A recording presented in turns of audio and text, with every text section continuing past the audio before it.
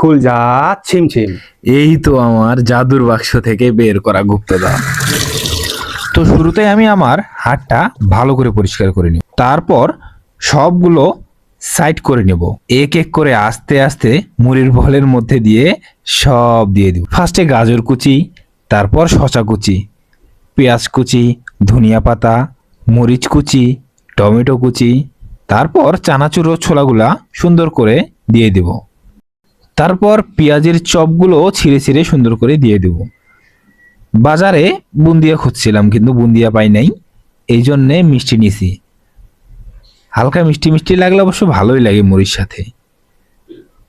তো মিষ্টিটা সুন্দর করে কেটে কেটে দিয়ে দিব। আমাদের সব দেওয়া মোটামুটি শেষ, এখন মাখার পালা। এখন আস্তে আস্তে মেখে টেস্ট নেওয়ার পালা।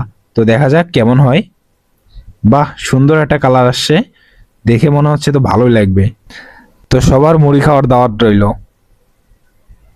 ধন্যবাদ সবাইকে।